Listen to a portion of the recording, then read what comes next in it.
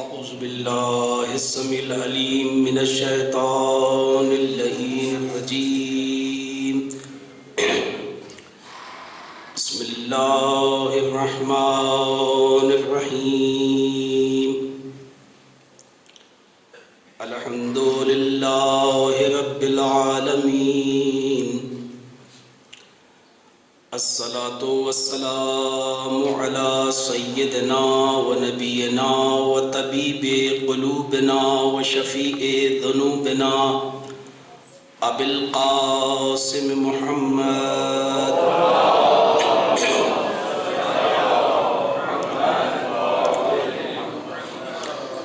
وعلى وليه ووصيه وأمينه وخليفته وذريته وباب الحكمة سيد الوصيين أمير المؤمنين علي بن أبي طالب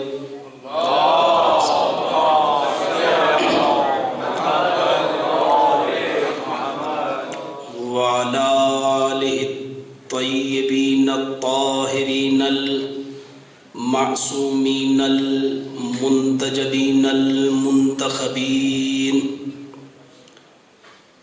لا سيما لبقية الله في الأرضين وحجته على العالمين.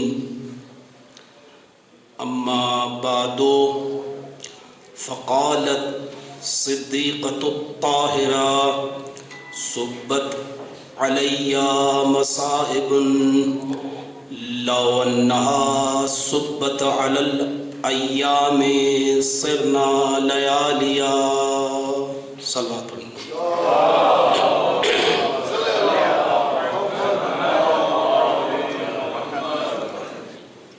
آ جائیے آپ لوگ، آگے آگے آ جائیے، اس طرح آ جائیے، ادھر آ جائیے، اس طرف آ جائیے، سامنے سامنے آ جائیے، آ جائیے. شکریہ بہت. محمد و آل محمد بلندر صلوات.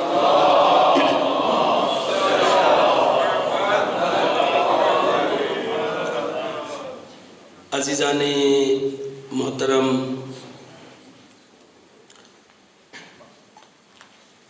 حضرت فاطمہ زہرا سلام اللہ علیہا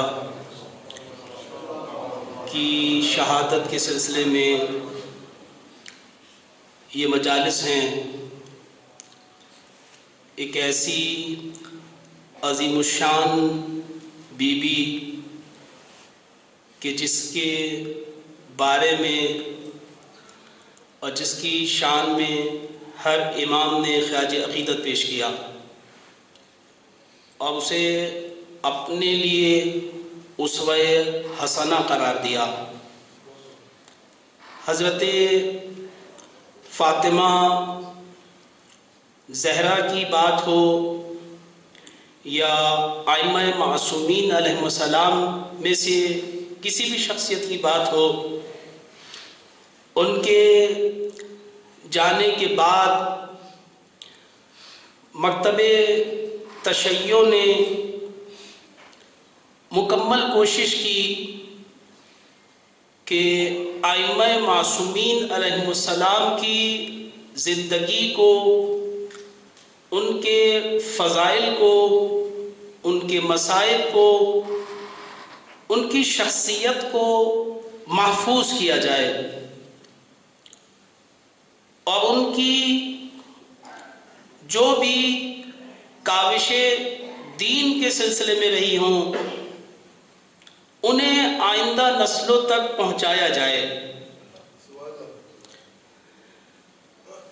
عزیزان محترم، یہ مجالسیں بھی اسی سلسلے کی ایک کڑی ہے کہ جو آج آپ تک اس صورت میں موجود ہے. حضرت زہرا پر بہت ساری کتابیں لکھی گئیں جس میں ان کی شخصیت کو بیان کیا گیا، ان کی زندگی کے مختلف پہلوؤں پہ بات کی گئی. لیکن ہر دور کے لوگوں کو ان کی تاریخ پڑھتے ہوئے، ان کی زندگی پڑھتے ہوئے، ان کی زندگی کا مطالعہ کرتے ہوئے، آیا ہم اس چیز سے آشنا ہیں کہ تاریخ کو پڑھنے کے کیا اصول ہیں؟ آیا کیا تاریخ کسی بھی شخصیت کی پڑھنا، اس کے بارے میں مطالعہ کرنا، کیا یہ کافی ہے یا نہیں؟ تاریخ ہمیں کچھ اور دینا چاہتی ہے، تاریخ ہم سے بات کرنا چاہتی ہے۔ یہ تاریخ محض ایک وسیلہ ہے امام کی آپ سے ملاقات کا۔ تاریخ ایک وسیلہ ہے، جو بات وہ آپ سے نہیں کر سکتے، مختلف وجوہات کی بنا پر۔ تاریخ وہ وسیلہ ہے جس وسیلے کے ذریعے سے وہ اپنا پیغام آپ تک پہنچاتے ہیں، وہ اپنی بات آپ تک پہنچاتے ہیں، وہ آپ سے کچھ چاہتے ہیں۔ آیا تاریخ کا مطالعہ اس طرح سے ہوا؟ اہل بیت کے سلسلے میں ہر قوم نے، ہر ملت نے، ان کے دشمنان ہوں، ان کے چاہنے والے ہوں جو یہ کہتے ہوں کہ ہم اہل بیت کو چاہتے ہیں، اہل بیت علیہ السلام کے سلسلے میں کوتاہی کی گئی، اور دشمنوں سے امید رکھی بھی نہیں جا سکتی۔ جو انہیں مانتے ہوں، جو انہیں نہ مانتے ہوں، کوتاہیوں کی فہرست الگ ہے۔ اور اہل بیت کو جس طرح سے معاشرے کے اندر ان ہونا چاہیے تھا، جس طرح سے معاشرے میں انہیں پیش کرنا تھا، آیا اہل بیت اسی طرح معاشرے میں موجود ہیں؟ تاریخ وہ وسیلہ ہے۔ آج علی ہمارے درمیان نہیں ہے، آج امام حسن ہمارے درمیان نہیں ہے، لیکن ہم تاریخ ہی کے وسیلے سے انہیں لمس کرتے ہیں، گویا وہ ہمارے درمیان موجود ہیں۔ تاریخ وہ وسیلہ ہے جو آپ کو حال سے نکال کے 1400 سال پہلے لے جاتی ہے۔ گویا ایسا نہیں ہے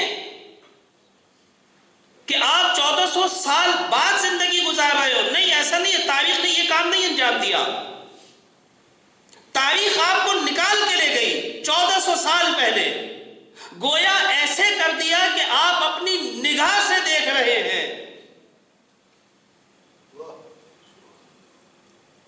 کہ یہ زہرا کے ساتھ کیا ہوا، وہ وہاں کیسے گئیں، علی کس طرح سے ہوئے، حق کیسے چھینا گیا، اور اس قسم کے وہ سارے مسائل جو تاریخ میں موجود ہیں۔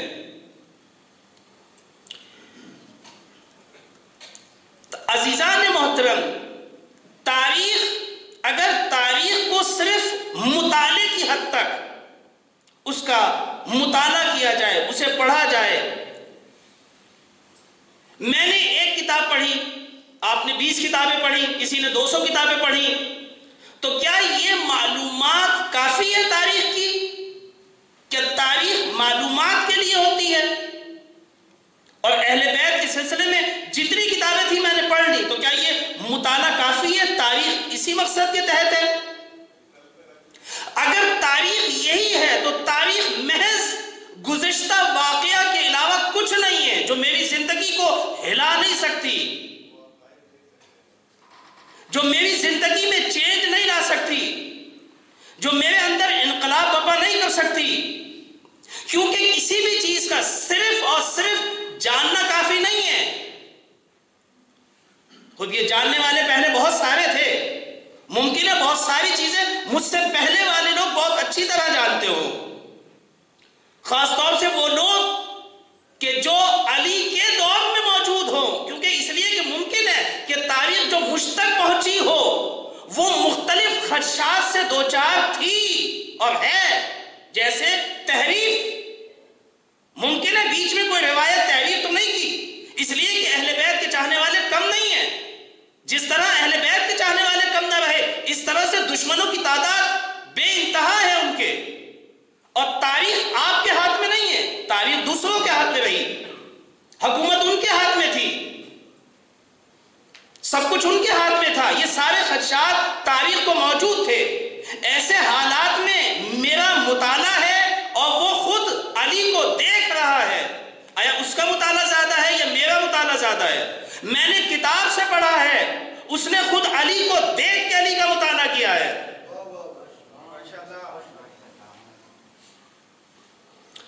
اگر تاریخ محض کتابیں ہیں، اہل بیت سے صرف کتابوں سے صرف یہی لینا تھا تو یہ تو تاریخی واقعات ہو گئے اور یہ ماضی کے علاوہ کچھ نہیں ہے۔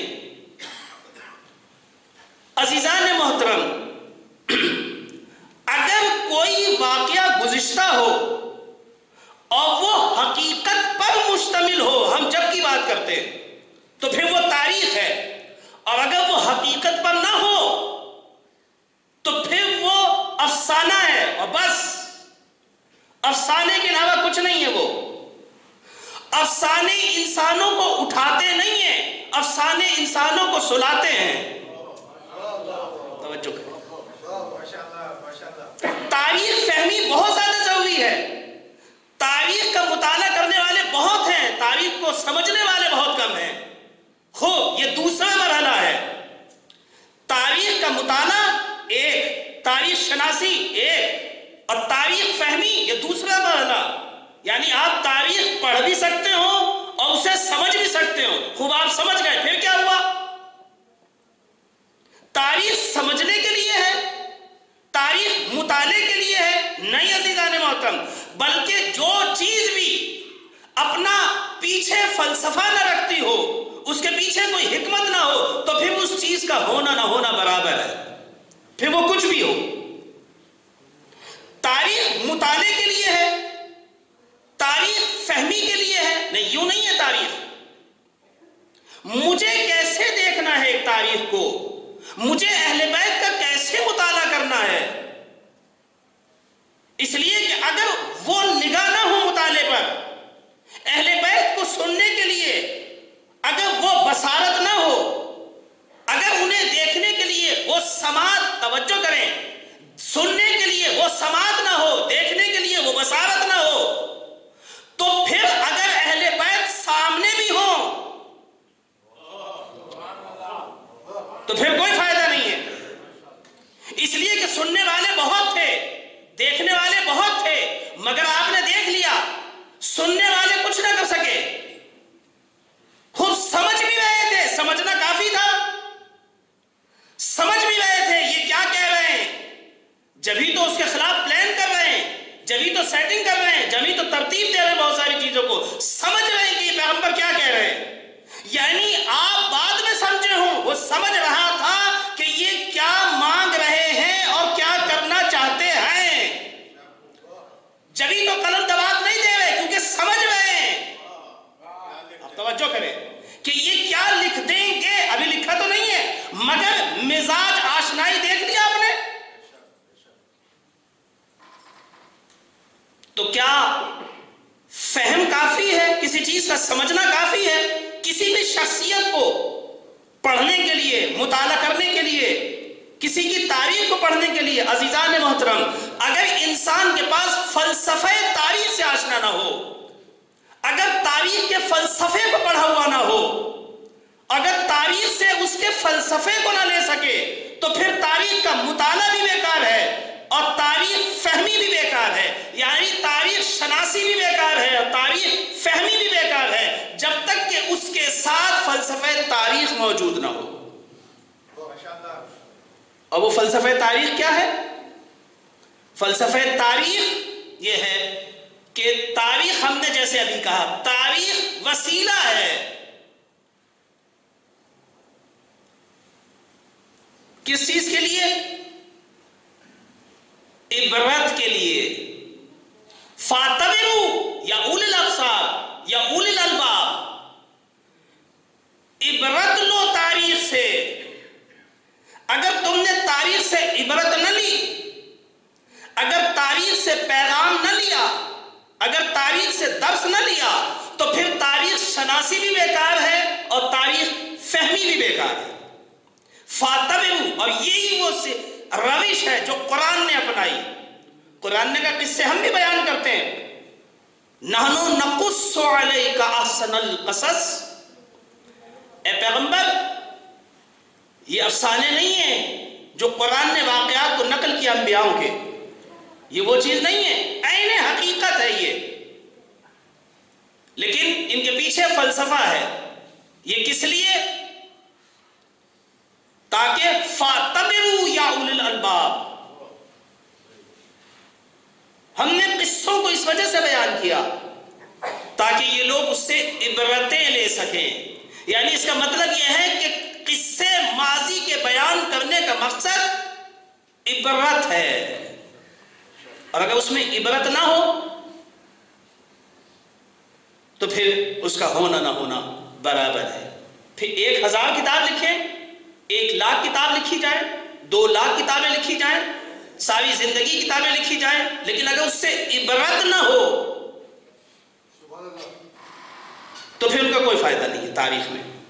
عزیزان محترم، تاریخ نقل کرنے کے لیے ائمہ کی جو تاریخ نقل کی گئی، اہل بیت کی تاریخ جو نقل کی گئی، اہل بیت کے سلسلے میں جو کارنامے انجام دیے گئے، کیا وہ محض ثواب کی خاطر ہے؟ اہل بیت کی کتاب لکھی میں نے تاکہ ثواب ملے، یہ ثواب کے لیے تھا، یا اس وجہ سے ہے کہ میں پہچان لوں کہ یہ دشمن ہے اہل بیت کا؟ خوب آپ نے پہچان لیا، پھر کیا ہوا؟ آپ کو پتہ چل گیا یہ دشمن ہے، آپ کو پتہ چل گیا یہ دوست ہے، تو پھر کیا ہوا؟ اس سے اگلا قدم بتائیں. پھر کیا ہوا؟ پتہ چل گیا، بس ختم. تو پھر اب کیوں دوہرا رہے ہیں؟ یہ تو پتہ چل گیا. اگر تاریخ میں صرف تاریخ کا کام آگاہی دینا ہے تو یہ تو ہو گئی. تاریخ آگاہی کے لیے ہے، یہ تو پتہ چل گیا. کیا اہل بیت صرف لوگوں کو یہ بتانا چاہتے تھے کہ ہمارا دوست کون ہے اور ہمارا دشمن کون ہے؟ بس یعنی یہ تھا وہ فلسفہ تاریخ کے نقل کرنے کا، ان مجالس کو برپا کرنے کا، کہ صرف لوگوں کو یہ پتہ چل جائے کہ ہمارا دوست کون ہے اور ہمارا دشمن کون ہے. یہ صرف اس وجہ سے رکھا گیا فلسفہ تولا اور تبرہ، یعنی اس وجہ سے کہ ذکر ہو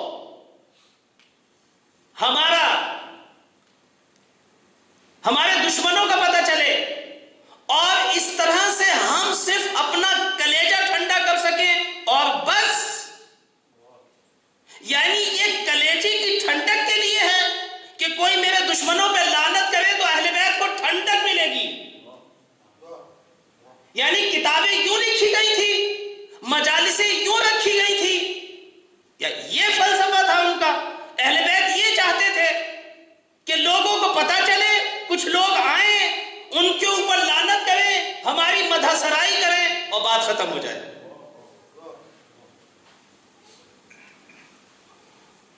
اور اگر یہ ہے تو یہ تو فلسفہ ختم ہو گیا. یعنی یوں تھا بس کہ میں یہاں آؤں، چند لوگوں کے اوپر لعنت کروں، چند لوگوں کی مدح سرائی کروں، سلمان کو کہوں واہ واہ سبحان اللہ آپ نے کمال کر دیا. ایسے حالات میں جب کوئی اہل بیت کا ساتھی نہیں تھا، آپ نے اہل بیت کا ساتھ دیا، سبحان اللہ. کیا کہنے آپ کے ایمان کے. یعنی یوں سلمان کا تذکرہ باقی رکھا. یہ گا. اور اگر ان کے ذکر کو اور ان پہ لعنت کو، زیارت میں ان کا ذکر مختلف جگہوں پہ اہل بیت نے کوئی مقام نہ چھوڑا، زیارت کی بات ہو، دعاؤں کی بات ہو، اپنے پیغامات کی بات ہو، اپنے خطوط کی بات ہو، اپنے خطبوں کی بات ہو، ہر جگہ دشمنان نے اہل بیت کو پہچانوایا. تو یہ کیوں پہچانوا رہے ہیں آپ مجھے؟ صرف اس وجہ سے کہ ان پہ لعنت کروں میں بس؟ اور لعنت کر کے کیا ہوگا؟ تاکہ میرے کلیجوں کو ٹھنڈک ملے گی. آیا یہ روش اور طریقہ اہل بیت تھا؟ اہل بیت کو اس طرح سے ٹھنڈک ملتی ہے کہ کوئی ان کی مدح سرائی کرے اور ان کے دشمنوں پہ لعنت کرے. صرف یہی وہ فلسفہ تھا کہ جس کے لیے اہل بیت نے اتنی ساری قربانیاں دی، اور اس ذکر کو اس طرح سے باقی رکھا گیا، ان تذکروں کو اس طرح سے باقی رکھا گیا یا نہیں؟ اس کے پیچھے ایک اور عظیم الشان فلسفہ تھا. اگر انہوں نے جگہ جگہ یہ خواہشات ہیں اہل بیت کی، آرزویں ہیں اہل بیت کی، آیا اہل بیت کی آرزو یہ تھی کہ کاش کوئی ہمارا جاننے والا ہو، کاش کوئی ہمارا مدح سرا مل جائے، کاش ہمارے ساتھ کوئی یہ کرنے والا مل جائے، کاش کوئی ہمارے چاہنے والوں کو بیان کرنا مل جائے؟ اگر اہل بیت علیہ السلام نے جہاں بہت ساری گفتگو کی اور اپنے ذکر کو باقی رکھنے کے لیے کہا، تو اس کے پیچھے وہ کیا عظیم الشان فلسفہ تھا جو اہل بیت ملت اسلامیہ تک پہنچانا چاہتے تھے، اور وہ اپنی ملت کو پہنچانا چاہتے تھے تاکہ ان کے اندر وہ شعور اور آگاہی پیدا ہو. یا نہیں محض وہ ثواب اور یہ کہ یہی چند چیزیں کہ جن کا تذکرہ کیا گیا عزیزان محترم؟ یا نہیں بلکہ وہی چیز جو قرآن نے پیش کی ہے کہ ہم نے اگر تمہارے لیے قصوں کو بیان کیا انبیاء کے، تو ان کی حفاظت اس وجہ سے کی گئی تاکہ تمہیں پتا چلے کہ اگر ہم نے حضرت یوسف علیہ السلام کو، اگر ہم نے حضرت یوسف علیہ السلام کو وہ عالی مقام عطا کیا تو کس وجہ سے عطا کیا، اور وہ کسے عطا کرتا ہے؟ آیا تم بھی چاہتے ہو کہ وہ مقام تمہیں بھی ملے؟ وَكَذَلِكَ حضرت یوسف علیہ السلام کی جہاں گفتگو کی اور کہا کہ ہم نے یوسف کو غلامی سے نکال کے سرداری عطا کی ہے. غلام تھے، ہم نے بادشاہ بنا دیا. یعنی پہلے غلامی کر رہے تھے، اب دنیا ان کی غلامی کر رہی تھی. آپ توجہ کریں. اور پھر اس واقعے کو محفوظ کرنے کے بعد کہتا ہے وَكَذَلِكَ، اور یہ یوسف تک محدود نہیں ہے. وَكَذَلِكَ نُجْزِيَ الْمُحْسِنِينَ، ہم نیکوکاروں کو اسی طرح جزا دیتے ہیں. کیا مطلب؟ یعنی اگر تمہیں بھی کوئی قوم اپنا غلام بنا دے تو خبردار نیکیوں کے مجسم بن جاؤ، خدا تمہیں غلامی سے نکال کے سلطنت عطا کرے گا.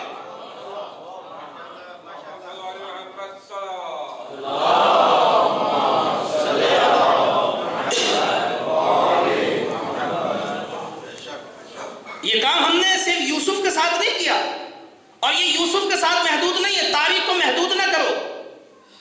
تمہیں پتہ بھی ہے تمہارا خالق بخیل نہیں ہے، کریم ہے، اور اس نے سنتوں کو باقی رکھا ہے. وَلَن تَجِدَ لِسُنَّتِ اللَّهِ تَبْدِيلًا، اللہ کی سنتوں میں تبدیلی نہیں آتی. اگر اس نے یوسف کو اس وجہ سے سرداری عطا کی ہے کہ وہ نیک ہیں، تو تم بھی نیک بن جاؤ.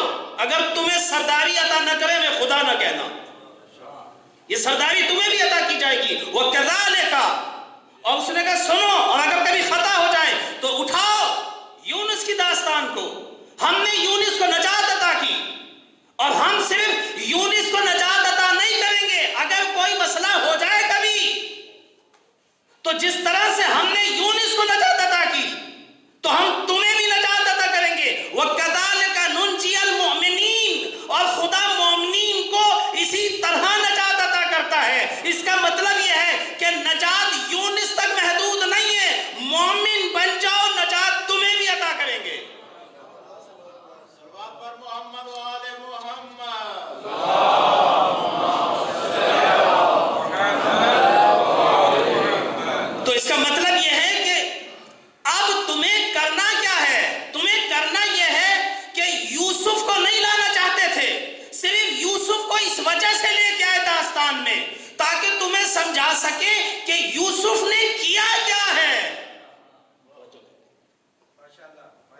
یوسف کے اندر وہ کون سی صفتیں تھیں، وہ کیا برجستگیاں تھیں یوسف کے اندر کہ جس نے غلامی سے نکال کے اسے سرداری عطا کی ہے. تو جو ملت بھی غلامی کی زندگی گزار رہی ہو، اس واقعے کو ہم نے اس لیے محفوظ کیا، یوسف شناسی کے لیے نہیں بحث، یوسف کی مدح سرائی کے لیے نہیں، یہ کام اس وجہ سے نہیں کیا، بلکہ ہمیں پتا ہے کہ کچھ لوگ ہوں گے، ہر دور کے فرعون ہیں، ہر دور کے یزید ہیں، ہر دور میں نمرود ہیں، جو ملتوں کو اپنا غلام بنا لیتے ہیں. تو اگر غلامی سے نکلنا چاہو، سیرت یوسف اپنا لینا.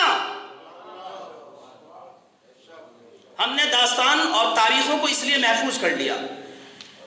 عزیزان محترم، اہل بیت علیہ السلام کی تاریخ بھی اسی طرح سے ہے. اگر انہیں باقی رکھا گیا، انہوں نے اپنے اصحاب کی زندگی کو باقی رکھا، سلمان کو ہم تک پہنچایا، ابو ذر کو ہم تک پہنچایا. اہل بیت علیہ السلام کیوں بار بار ان لوگوں کا تذکرہ کرنا چاہتے ہیں؟ تاکہ تمہیں بتائیں کہ ملتوں کا چڑھاؤ اور اتار، رہبروں کا اتار اور چڑھاؤ ان کے پیچھے چلنے والوں سے ہوتا ہے. ابھی میں ایک جگہ مجلس میں عرض کر رہا تھا، معاشرے کے اندر 3 قسم کے لوگ ہیں. یا تو آپ کے بالکل حامی ہیں، یا تو آپ کے بالکل مخالف ہیں. یا تو آپ کے بالکل حامی ہیں، ساتھ چھوڑ کے نہیں جاتے، یا آپ کے بالکل مخالف ہیں جو آپ کے کبھی ساتھ نہیں آتے. اب قرآن نے انہیں کہا کہ سمن بکمن امیون فہم لا یرجعون، یہ پلٹ کے نہیں آ سکتے. بہرے، گونگے، اندھے ہیں، یہ پلٹ کے نہیں آئیں گے. ان پہ کام کرنے کی ضرورت نہیں ہے. لیکن کچھ لوگ ہیں جو آپ کو چھوڑ کے نہیں جاتے. آپ ان کا گلا کاٹ دیں، آپ ان کا مال لوٹ لیں، آپ ان کی جان لے لیں، آپ ان کی عزت خراب کر دیں، آپ ان کی جتنی توہین کریں، یہ آپ کو چھوڑ کے نہیں جاتے، یہ اپنے رہبروں کو نہیں چھوڑ کے جاتے. ہمیشہ سے کچھ لوگ ایسے ہیں.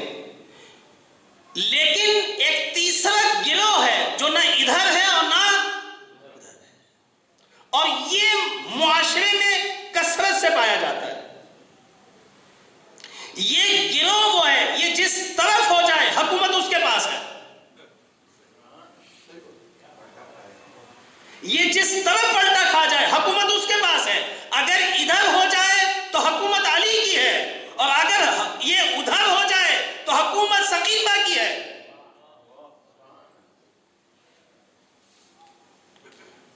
یہ تیسرا گروہ ہے معاشرے کا. اور پھر کبھی اس گروہ پہ بات کریں گے. عزیزان محترم، ائمہ ہوں یا انبیاء ہوں، انہیں ہمیشہ جس چیز کی آرزو رہی اور جس چیز کی تمنا کرتے رہے، ایک تمنا ہم نے کی، ایک تمنا انہوں نے کی. ہماری تمنا کیا ہے؟ یا لیتنی کنتو معکم، اے کاش ہم آپ کے ساتھ ہوتے. یہ ہماری تمنا ہے. اور ایک تمنا ان کی رہی، اور اس تمنا کے پورا نہ ہونے کی وجہ سے حکومت آج تک ان کے ہاتھ میں نہ آ سکی. اور وہ تمنا کیا تھی؟ حل من ناصر ینصرنا، اے کاش ہمارے ساتھی ہوتے، اے کاش ہمارے ناصر ہوتے، تاکہ ہم اس حکومت اسلامی کو قائم کر سکتے جس کے لیے خداوند متعال نے ہمیں مبعوث کیا، جو ان کی زندگی کا مقصد تھا آنے کا. لیکن آپ نے دیکھ لیا انصار اور ناصر نہ ہوں تو پھر انبیاء کو حکومتیں نہیں ملی، انبیاء کو حکومتیں نہیں ملی، اور اس کے بعد ائمہ کو حکومت نہیں ملی. جب کسی نے مولا سے بات کی کہ آپ قیام نہیں کر رہے، آپ کھڑے نہیں ہو رہے، تو آپ نے کہا کیا انسان اپنے بندھے ہوئے ہاتھوں سے لڑ سکتا ہے؟ کیا مطلب؟ یعنی بلا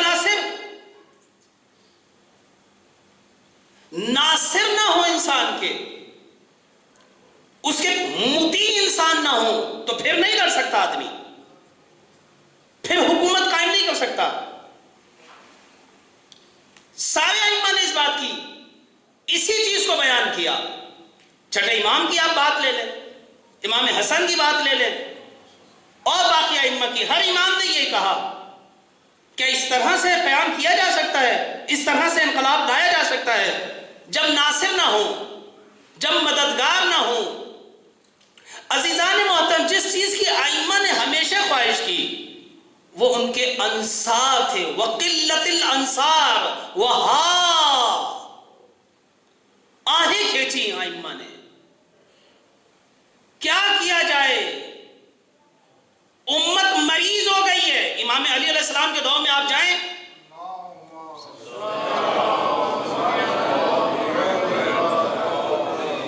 معاشرے کے اندر خود امام کے دور میں 6 قسم کے لوگ ہیں۔ نمبر 1 انصار، وہ جو آپ کے مددگار ہیں۔ نمبر 1 آپ کچھ بھی کریں یہ پیچھے نہیں ہٹیں گے، یہ کہیں بھی ہوں یہ پیچھے نہیں ہٹیں گے۔ امام نے انہیں یاد کیا آخری وقت تک۔ جب بھی بات ہوتی تھی آپ کہتے تھے وَأَيْنَ عَمَّارٌ، عمار کہاں ہے؟ وَأَيْنَ أَبُو ذر، میرے بھائی ابو ذر کہاں ہیں؟ وَأَيْنَ سلمان، جنگیں ایسے نہیں لڑی جاتی، جنگیں ابو ذروں سے لڑی جاتی ہیں، جنگیں عماروں سے لڑی جاتی ہیں، جنگیں سلمان سے لڑی جاتی ہیں۔ وَأَيْنَ سلمان، میرے بھائی کہاں چلے گئے؟ امام علی علیہ السلام انہیں بھائی کہہ کے خطاب کر رہے ہیں۔ وَأَيْنَ أَخِي، ہائے وہ میرے بھائی کہاں چلے گئے؟ میری نگاہیں تلاش کر رہی ہیں، وہ میرے بھائی کاش میرے پاس ہوتے۔ اور وہ بھائی کون؟ سلمان۔ وہ بھائی کون؟ ابو ذر۔ وہ بھائی کون؟ عمار۔ امام نے یاد کرتے رہے، یہ انصار ہیں، یہ ایک گروہ۔ نمبر 2 جو امام علی علیہ السلام کے دور میں لوگ ہیں، ایک وہ گروہ ہے، گروہ ہے ساہون۔ ساہون، جی ہاں، سست، کاہل، تنبل، نہ حرکت کرنے والے۔ اس قسم سے مولا 2-4 ہیں، ایسے لوگوں میں مولا موجود ہیں۔ یہ حرکت نہیں کرتے، آپ ان سے بات کریں، آپ انہیں آگے بڑھنے کو کہیں، کبھی انہیں سردی لگتی ہے، کبھی انہیں گرمی لگتی ہے، ان سے کام نہیں ہوتا۔ یہ سردی اور گرمی میں امام ان سے پریشان تھے۔ امام کے مخالف نہیں ہے، یہ توجہ کریں، یہ وہ طبقہ نہیں ہے جو امام کا مخالف ہے، یہ وہ طبقہ بھی نہیں ہے کہ جو امام کا منکر ہے، نہیں نہیں، منکر نہیں ہے یہ طبقہ، لیکن امام ان سے پریشان ہے۔ یہ درد ہے میرا، یہ میرے ناصر نہیں ہے، یہ میرے درد کی دوا نہیں ہے، یہ میرا درد ہے۔ اور علی ایسے درد میں مبتلا ہیں، توجہ کریں، امت میں جو درد ہے، امت جس درد میں مبتلا ہے، علی کو اس کی دوا کے لیے جو دوا ملی ہے وہ بھی درد ہی ہے، یعنی وہ خود درد علی ہے۔ یہ لوگ ہیں، ایسی دوا ہے۔ اگر آپ کے مرض کے لیے شناسائی بھی ہو جائے مرض کی، مگر آپ کے پاس دوا نہ ہو تو کیا مرض کی کو شفا مل سکتی ہے؟ یہ دوا خود نہیں ہے، یہ دوسرا گروہ. اور تیسرا گروہ امام کے دور میں نمبر 3 اہل قعود. یہ وہ لوگ ہیں جو لا تعلق ہیں، ان کا کوئی تعلق نہیں ہے، معاشرے میں ہونے والے مسائل سے ان کا کوئی تعلق نہیں ہے. دنیا میں کیا ہوتا ہے، کیا گزرتی ہے، کون کسے مارتا ہے، کون کسے لڑتا ہے، کون حکومت پہ آتا ہے، کون حکومت سے چلا جاتا ہے، کون جیل میں ہے، کون باہر ہے، کون کھاتا ہے، کون لوٹتا ہے، ان کا کوئی تعلق نہیں ہے. پھر یہ کون سے لوگ ہیں؟ اہل قعود. یہ بیٹھے ہوئے ہیں، بیٹھ کے کیا کر رہے ہیں؟ کا تسبیح اللہ اللہ اللہ اللہ. یہ صرف نمازیں پڑھتے ہیں بس. مسجد اور گھر سے مسجد. اہل قعود ہیں، یہ تسبیحوں میں اپنا ٹائم لگاتے ہیں، نماز پڑھتے رہتے ہیں، ان کا کوئی تعلق نہیں ہے. علی پر سر اقتدار آ جائیں کوئی بات نہیں، علی کے مخالفین آ جائیں ان پہ کوئی فرق نہیں پڑتا، ان کا اس سے تعلق نہیں ہے. آپ ہماری نماز میں حائل نہ ہو، آپ ہمیں اللہ سے رابطہ کرنے دیں. آپ ہمیں ایک جا نماز دے دیں، ایک تسبیح دے دیں، اور بس اس کے بعد ہماری مزاحم نہ ہو. ہمارے اس سے کوئی تعلق نہیں ہے کہ کون بر سر اقتدار ہے. یزید پر سر اقتدار آ گیا ہے، ہوا کرے. یہ دور ہے مولا علی علیہ السلام کا. تاریخیں اس لیے نقل کی گئی تاکہ تمہارے سامنے تاریخ کو بعنوان شیشہ کے پیش کیا جائے، آئینہ دکھایا جائے. تاریخ میں ہمیشہ اس قسم کے لوگ ہیں، یہ گروہ رہتے ہیں. کہیں تم بھی دیکھ لو کہ کون سے گروہ میں سے ہو. تاریخ مطالعے کے لیے نہیں ہے، تاریخ پڑھنے کے لیے نہیں ہے، تاریخ فہمی کے لیے نہیں ہے. تاریخ آئینہ ہے اپنا چہرہ دیکھنے کا کہ کرنا کیا ہے. آئینہ کیا کرتا ہے؟ آئینہ آپ کو اپنا چہرہ دکھاتا ہے. تو بس چہرہ دیکھنا کافی ہے، پتہ چل گیا بس کافی ہے، کرنا ہی. پھر چہرہ دیکھ کے کرنا کیا ہے؟ اگر آپ آئینہ دیکھ کے آئے، آپ نے کہا آپ نے آئینہ نہیں دیکھا، دیکھا تو تھا، تو کہا منہ تو دھلا ہوا نہیں ہے آپ کا. اس کا مطلب یہ ہے کہ آئینے سے پتہ چل جانا چاہیے کہ آپ کا منہ دھلا ہوا نہیں ہے تو دھو لو. اگر بال سنورے نہیں ہے تو سنوار لو. اگر چہرے میں، بدن میں، لباس میں کوئی مشکل ہے تو حل کرو. آئینہ لگایا ہی اسی لیے جاتا ہے، آئینہ صرف دیکھنے کے لیے نہیں ہوتا. آئینے کا کام سنوارنا ہے. تو جو اپنے آپ کو آئینہ دیکھ کے نہ سنوارے، اس کا مطلب اس کا آئینہ دیکھنا نہ دیکھنا. تاریخ آئینہ ہے، مجالس آئینہ ہے، ذکر اہل بیت آئینہ ہے.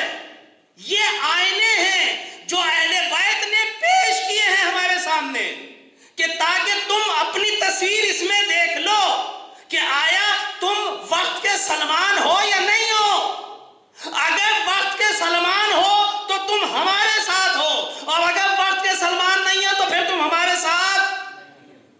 صلوات بر محمد و آل محمد.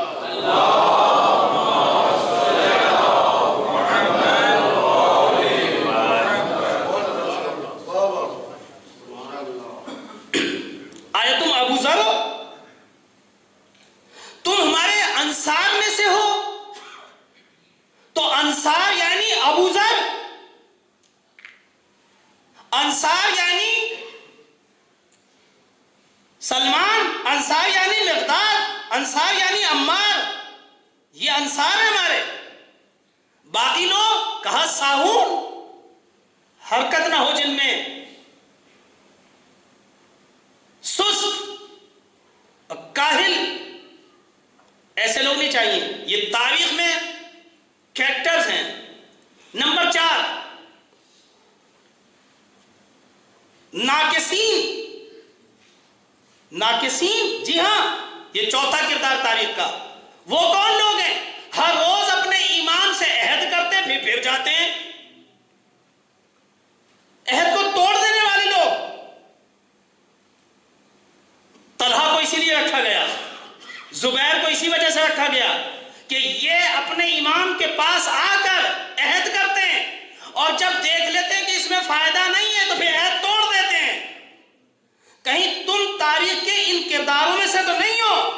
صبح کو یہ کہتے ہو کہ اب نہیں کریں گے، پھر دیکھتے نہیں فائدہ نہیں ہے، رشوت لے لو آ جائے. اس لیے کیا فائدہ؟ تمہاری دنیا سے تو نہیں ٹکرا رہی کوئی چیز.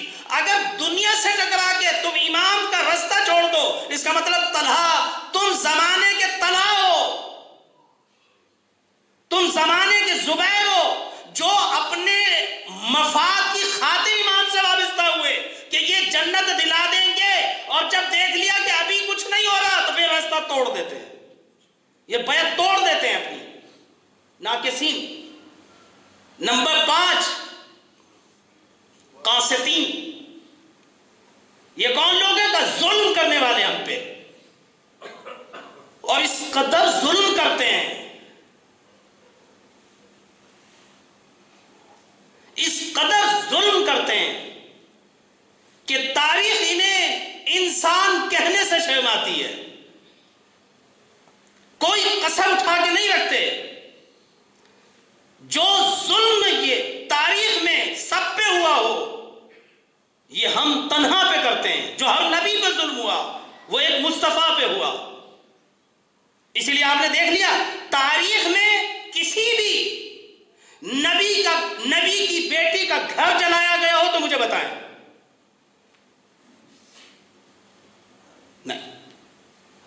یہودیوں سے پوچھیں آپ کے یہاں کسی نبی کی بیٹی کا گھر جلا؟ کسی صحابی نے؟ لوگ یہی کہتے ہیں کہ جی جناب زہرا کا گھر نہیں جل سکتا.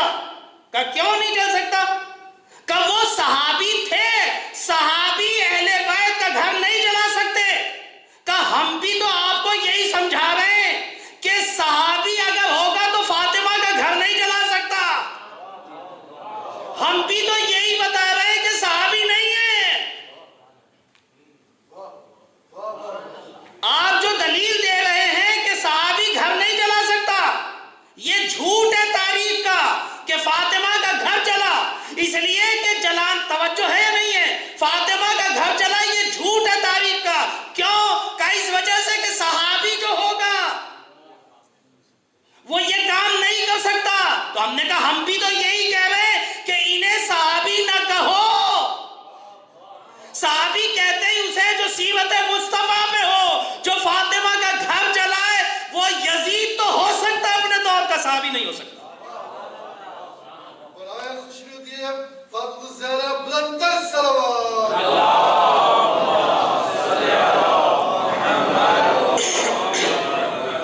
وہ اپنے دور کا نمرود تو ہو سکتا ہے، وہ صحابی نہیں ہو. ہم بھی تو یہی بات کر رہے ہیں. ہم نے تو آج تک یہ نہیں کہا کہ کسی صحابی نے گھر جلایا. نہیں، صحابی تو یہ کام کر ہی نہیں سکتا.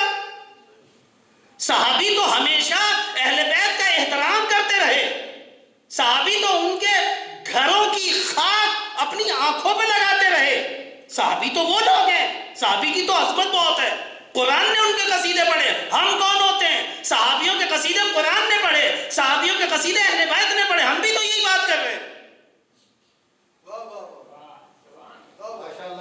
یہ صحابی نہ کہو انہیں، بات کو خلط نہ کرو.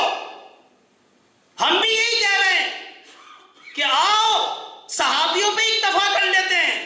انہیں صحابی نہ کہو، یہ صحابی نہیں ہے. تاریخ نے کوئی صحابی ایسا نہیں دیکھا، اور مصطفیٰ کے دور میں بھی ایسا کوئی صحابی نہیں ہے.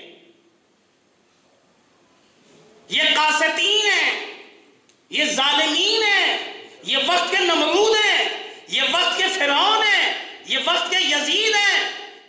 یہ نہیں ہو سکتے صحابی. تاریخ نے ایسا ظلم کبھی نہیں دیکھا کہ پیغمبر کی بیٹی اس طرح سے دب دب گئی ہو. تاریخ میں ایسے واقعات پیش نہیں آئے. عزیزان محترم، مارکین یہ چھٹا گروہ. وہ کون لوگ ہیں؟ جنہوں نے اسلام ہی نہیں سمجھا. خارج، خوارج، انہیں اسلام سمجھ میں نہیں آیا. ائمہ دو چار تھے، یہ درد تھے مولا علی علیہ السلام کا. یہ ملتوں کے لیے ناسور بن گئے تھے. ہمیں تلاش یہ کرنا ہے ان گروہوں میں ائمہ کی تاریخ سے کہ ہمیں کیا کرنا ہے، ہم کہاں پہ ہیں، کیونکہ تاریخ نے یہ گروہ پیش کیے ہیں، تاریخ نے یہ لوگ پیش کیے ہیں، اور ائمہ معصومین علیہ السلام نے جن لوگوں کو چاہا، ہم نے عرض کیا وہ ناصر تھے، اور ہم انشاءاللہ اسی پہ بات کریں گے کہ ناصر کیسے تیار ہوتے ہیں، ہمیں کرنا کیا ہے، تاکہ ہم جو یہ کہہ رہے ہیں یا لیتنی کنت معکم، تاکہ تاریخ کے آئینے میں اپنے آپ کو دیکھ لیں اور سلمان کو دیکھ کے اپنے آپ کو سنوار لیں، ابو ذر کو دیکھ کے اپنے آپ کو سنوار لیں، اور امام کے ہم انصار بن جائیں، ہم وہ مجاہد بن جائیں جس پہ امام افتخار کرے۔ ہمیں اس خمسے میں اسی پہ بات کرنی ہے کہ وہ ایک ناصر کی کیا خصوصیات ہیں، اور وہ کیا صفات اعلیٰ ہیں جو ائمہ ہم میں دیکھنا چاہتے ہیں۔ پھر زمانہ فرق نہیں کرتا، آپ کسی بھی زمانے میں مجھ سے کوئی تعلق نہیں ہے، اور جیسا کہ وہ ہے کہ کسی نے پوچھا یا علی آج میرا بھائی نہیں ہے، اس دنیا سے چلا گیا، مگر اور اس کی خواہش تھی کہ وہ صفین میں ہمارے ساتھ ہوتا، تو مولا نے فرمایا کیا مصمم ارادہ رکھتا تھا اور چاہتا تھا کہ وہ ہمارے ساتھ ہو؟ کہا جی ہاں۔ آپ نے فرمایا اگر وہ اپنے دعوے میں سچا تھا تو پھر وہ ہمارے ساتھ ہے۔ پھر زمانے کی کوئی قید نہیں ہے، مکان کی کوئی قید نہیں ہے، آپ چاہے کربلا جائیں یا نہ جائیں، اگر آپ اپنی نیت میں سچے ہیں تو آپ یہی کربلائی ہیں۔ صلوات پر محمد و آل محمد۔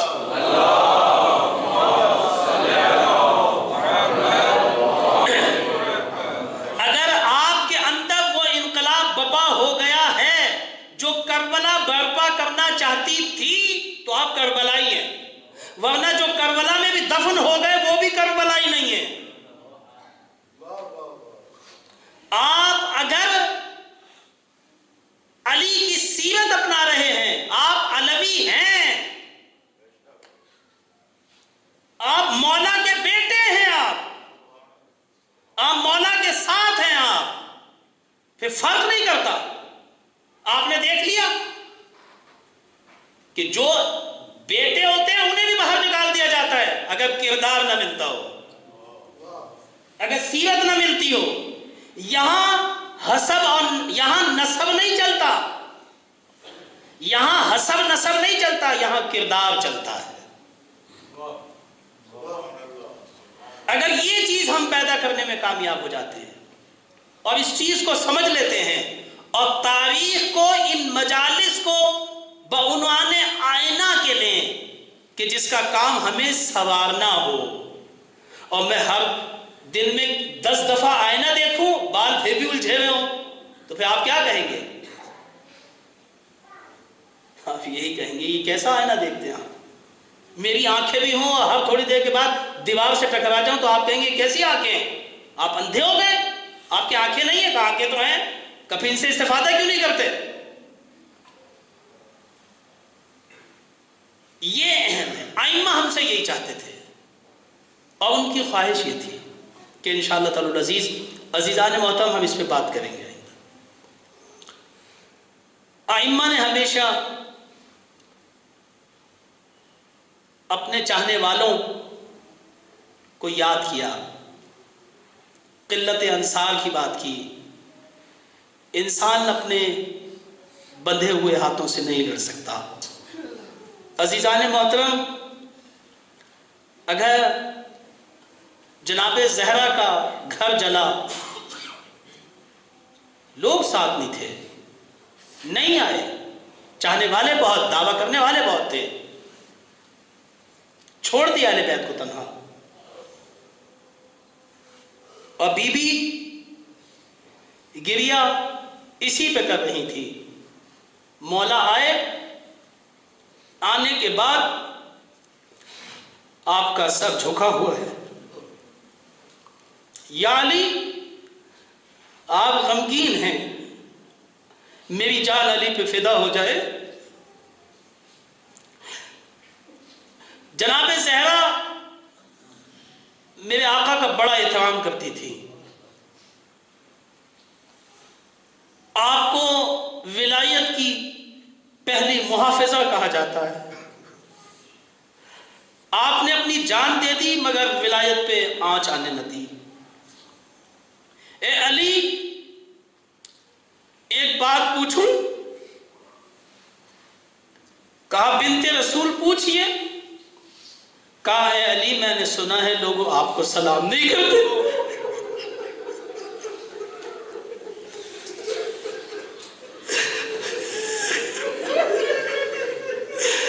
عجوکم اللہ،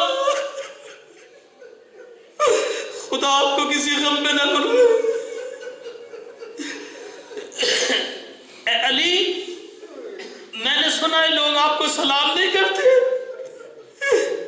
آپ نے سر اٹھایا، کہا فاطمہ اگر غربت یہی تک ہوتی تو علی کو صبر آ جاتا. اے فاطمہ امت نے مجھے اتنا غریب کر دیا، اگر میں کسی کو سلام کرتا ہوں میرے سلام کا جواب نہیں دیا جاتا. اے پیغمبر کی بیٹی مجھے امت نے طلاق کر دیا ہے. عزیزان محترم، ارے پیغمبر کی بیٹی، ارے یہ وہی چیز تھی فاطمہ کے بال جس نے سفید کر دیے.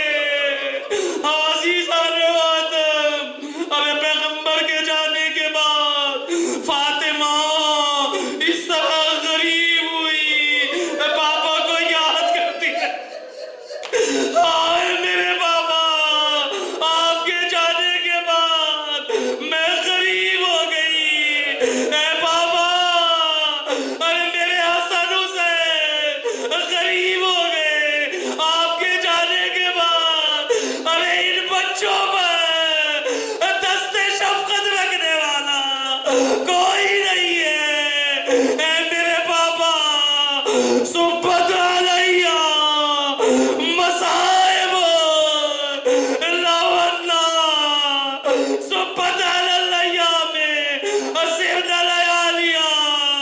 عزیزان محترم، ارے میں بتاؤں گا یہ سب کے بال کیسے سفید ہوئے، یہ فاطمہ کی کمر جھکی کیسے. ارے عزیزان محترم بڑی غربت تھی. علی آج علی کی غربت سنے.